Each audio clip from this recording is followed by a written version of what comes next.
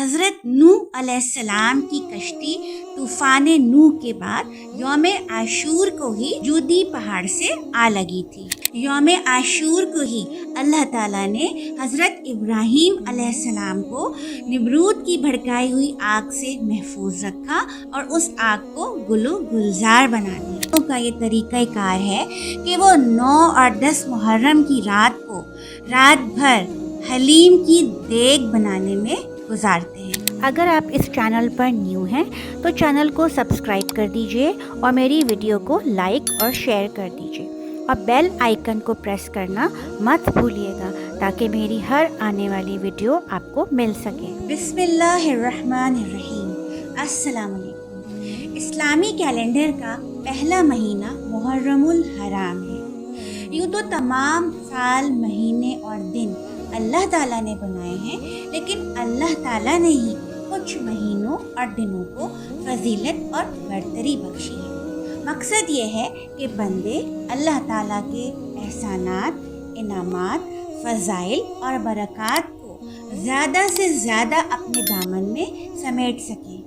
محرم الحرام کو اللہ تعالیٰ نے شہر اللہ یعنی اپنا مہینہ قرار دیا اور اسے ان 4 مہینوں میں بھی شامل کیا جو حرمت والے کہلاتے ہیں، یعنی جن میں جنگ و جدال اور فتنہ و فساد برپا کرنا ممنوع ہے۔ اس مہینے کے خاص دن یعنی 10 محرم الحرام، جسے عرف عام میں عاشورہ کہا جاتا ہے یا یوم عاشور کہا جاتا ہے، اس کو مزید فضیلت اور اہمیت بخشی گئی، جو کہ اسلامی تاریخ کے بے شمار واقعات سے ثابت ہے۔ حضور اکرم صلی اللہ علیہ وآلہ وسلم کے فرمان کے مطابق اللہ تعالیٰ نے زمینوں، آسمانوں، پہاڑوں اور سمندروں کو یوم عاشور کے دن ہی پیدا فرمایا۔ لوح و قلم بھی اسی دن تخلیق کیے گئے۔ حضرت آدم کو بھی اسی دن وجود میں لایا گیا، اسی دن ان کو جنت میں داخل کیا گیا اور اسی دن ان کی توبہ قبول فرمائی۔ حضرت نوح علیہ السلام کی کشتی طوفان نوح کے بعد یوم عاشور کو ہی جودی پہاڑ سے آ لگی تھی۔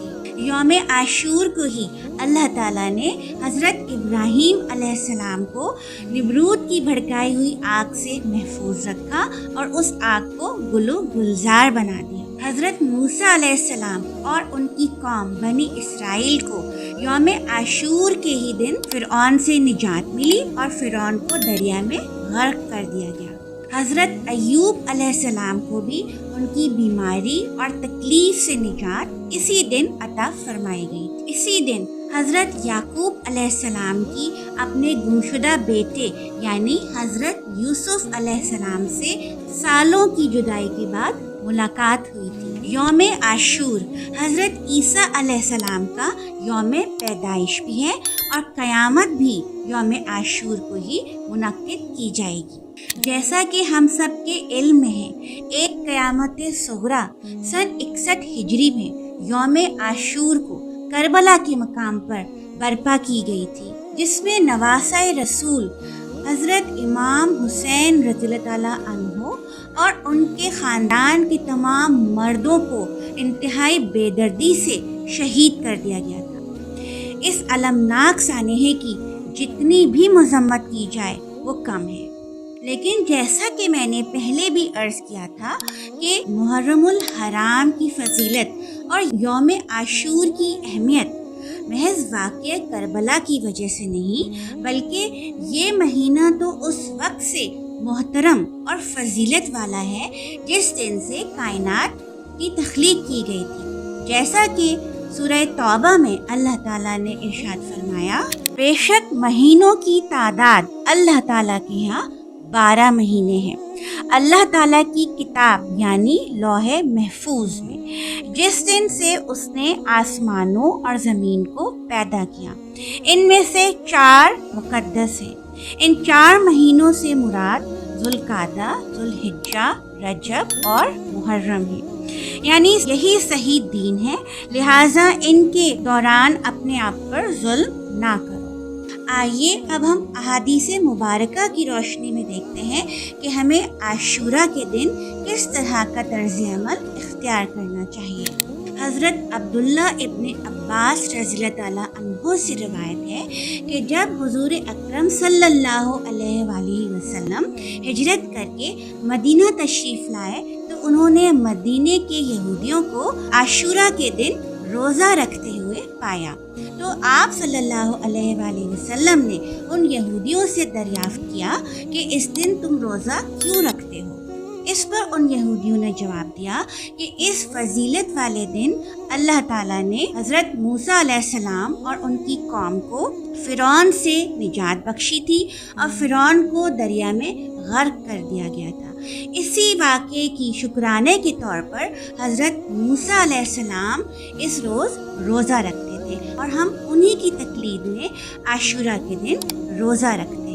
اس پر حضور اکرم صلی اللہ علیہ وآلہ وسلم نے فرمایا کہ حضرت موسیٰ سے نسبت اور تعلق میں ہم زیادہ حق پر اور قریب ہیں، کیونکہ ہم بھی حضرت موسیٰ کی لائی ہوئی شریعت کے مطابق اللہ تعالیٰ کی توحید پر ایمان رکھتے ہیں۔ اس کے بعد سے حضور صلی اللہ علیہ وآلہ وسلم نے نہ صرف یہ کہ خود روزہ رکھا بلکہ عام مسلمانوں کو بھی اس کا حکم دیا۔ یوم عاشورہ کے روزے کے مطابق حضور صلی اللہ علیہ وآلہ وسلم نے ارشاد فرمایا کہ رمضان المبارک کے روزوں کے بعد یوم عاشور کا روزہ بہت فضیلت رکھتا ہے، کیونکہ یہ پچھلے سال کے گناہوں کو مٹا دیتا ہے۔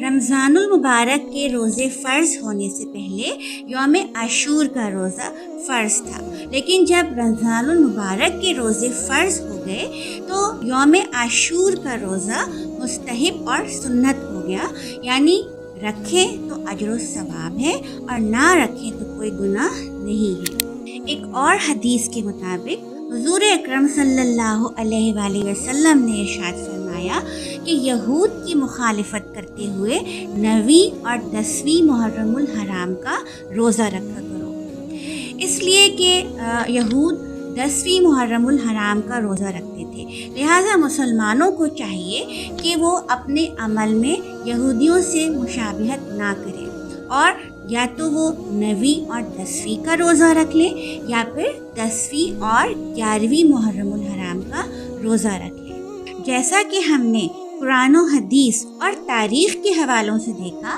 کہ محرم الحرام ایک تعظیم اور حرمت والا مہینہ ہے، جس میں جنگ و جدال اور فتنہ و فساد برپا کرنے سے منع کیا گیا ہے، لیکن اگر ہم اپنے معاشرے کے عام رواج کو دیکھیں تو اس میں شادی بیاہ کرنا، خوشی منانا یا مبارکباد دینا اس کو ممنوع سمجھا جاتا ہے، حالانکہ ہمارے دین میں نہ کوئی مہینہ منحوس ہے اور نہ ہی کوئی دن یوم سوگ ہے، لہٰذا محرم الحرام میں بھی شادی بیاہ کرنا، کوئی خوشی منانا یا مبارکباد دینا بالکل اسی طرح جائز ہے جیسا کہ باقی دوسرے مہینوں میں۔ اس کے علاوہ کچھ اور امور بھی ہمارے معاشرے میں خاص رواج پا گئے ہیں، خاص طور پر نوجوانوں کا یہ طریقہ کار ہے کہ وہ 9 اور 10 محرم کی رات کو رات بھر حلیم کی دیگ بنانے میں گزارتے ہیں، پھر صبح نماز فجر کی ادائیگی کیے بغیر ہی سو جاتے ہیں اور رات بھر کی تھکاوٹ کی وجہ سے روزہ رکھنے کی سعادت سے بھی محروم رہتے ہیں۔ اور سب سے زیادہ پریشانی کی بات تو یہ ہے کہ وہ اس عمل کو دین کی خدمت کا کوئی کام سمجھتے ہیں۔ یاد رکھیے کہ ہمارا دین کوئی محض رسم و رواج پر عمل کرنے کا نام نہیں، بلکہ خلوص نیت کے ساتھ اللہ تعالیٰ کی بھیجی ہوئی شریعت پر عمل کرنے کا نام ہے۔ اپنی مرضی، پسند اور ارادے کو اللہ تعالیٰ کے سامنے سرنڈر کرنے کا نام ہے۔ اللہ تعالیٰ کی محبت میں ہی بندوں سے محبت کرنے اور اللہ تعالیٰ کی محبت میں ہی بندوں سے نفرت کرنے یا ان سے جنگ کرنے کا نام ہے۔ لہٰذا ہمارا فرض یہ ہے کہ ہم اپنے دین کو اس کی اصل روح کے مطابق پڑھیں، سمجھیں اور عمل کرنے کی کوشش کریں۔ حلیم بنانا یا کھانا कोई गुनाह नहीं, ना ही मना है, लेकिन ये आप साल के 365 दिनों में से किसी भी दिन कर सकते हैं। इसको यौम आशूर के लिए मखसूस समझना या इसको कोई दीनी फरीज़ा समझकर अदा करना इंतहाई गैर मुनासिब है। जब भी हमें कोई तकलीफ़ पहुंचती है, कोई गम लाहक होता है, हमारे या किसी अजीज़ या प्यारे की मौत वाक़ई हो जाती है, तो हम इंतहाई दिल गिरफ्ता होते हैं। लेकिन इस मौके पर भी हमारा तर्ज अमल कैसा होना चाहिए, इसके बारे में हमें अपने दीन से वाज़ेह हिदायत मिलती हैं। बुखारी की हदीस के मुताबिक आ हज़रत सल्लल्लाहु अलैहि वसल्लम ने फरमाया कि वो शख्स हम में से नहीं है जिसने अपने गाल पीटे, गिरेबान चाक किया और दौरे जाहिलियत के बैन किए। इसका हरगिज़ ये मतलब नहीं कि किसी अफसोसनाक और अलमनाक वाक़े या सानहे पर गम और अफसोस का इजहार ना किया जाए या आंसू ना बहाए जाएं। हमारे सामने अपने प्यारे नबी सल्लल्लाहु अलैहि वसल्लम का तर्ज अमल सामने मौजूद है और हमारे लिए मशअल राह है कि जब भी उन्हें कोई सदमा लाहिक हुआ या गम की खबर मिली तो उनकी आँखों से आंसू भी जारी हुए और उन पर रिक्कत भी तारी हुई, बल्कि सहाबाए कराम ने उनसे दरियाफ्त भी किया कि हुजूर अकरम सल्लल्लाहु अलैहि वसल्लम आप रो रहे हैं। इस मौके पर आपने इरशाद फरमाया कि हाँ, ये रोना तो दिल की नरमी का सबूत है। सन 10 हिजरी में हुजूर पाक सल्लल्लाहु अलैहि वसल्लम की दो महबूब तरीन शख्सियात विसाल पा गई, यानी कि हज़रत खदीजतुल कुबरा और हुजूर सल्लल्लाहु अलैहि वसल्लम के चचा हज़रत अब्दुल मुत्तलिब। इस साल को हुजूर अकरम सल्लल्लाहु अलैहि वसल्लम ने आमुल हुज़्न यानी गम का साल करार दिया था, लेकिन उसके बाद किसी और साल में ना उनका सोग मनाया गया, ना उस पर कोई रोना पीटना या नौहा वगैरह करना मुनक्किद किया गया। यानी गम का इजहार तो एक कुदरती अमर है, लेकिन उसको भी शरीयत के दायरे और हुदूद में रहना चाहिए। इसके अलावा एक इंतहाई अहम बात यह है कि अगर हम किसी शख्सियत की अज़मत, बुजुर्गी और फजीलत को बयान कर रहे हैं तो इसका ये मतलब बिल्कुल भी नहीं कि आप किसी दूसरी शख्सियत को तनकीद का निशाना बनाएं या उस पर इल्ज़ाम तराशी करें या उसकी बेइज्जती करें। याद रखिए कि हम मुसलमानों के लिए तमाम सहाबाए कराम, अज़वाजे मुत्तहरात, हुजूर अकरम सल्लल्लाहु अलैहि वसल्लम से निस्बत रखने वाले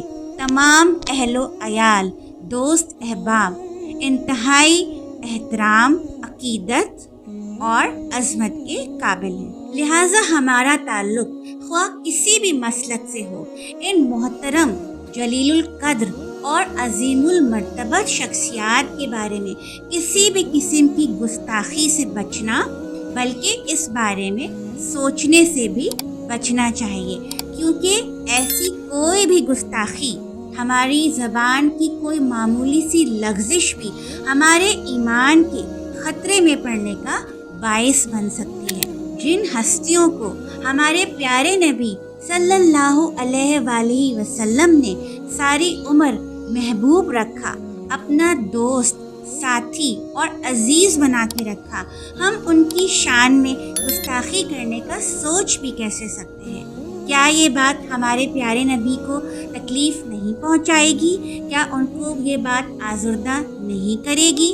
क्या हमारा ये अमल अल्लाह ताला के गैज़ व गज़ब को भड़काने का सबब नहीं बनेगा? हमें ये किसने हक़ दिया है कि अपने आमाल पर तवज्जो देने की बजाय और उनकी इस्लाह करने के बजाय दूसरों पर कुफ्र के फतवे जारी करें? बेहतर तो ये है कि हम सीरत तैयबा सल्लल्लाहु अलैहि वसल्लम और सीरत सहाबा रज़ियल्लाहु ताला अन्हुम की सीरत का खुले दिल से मुतालिया करें और उस पर अमल करने की कोशिश करें। अल्लाह ताला इस अमल में हमारा हामी व नासिर हो।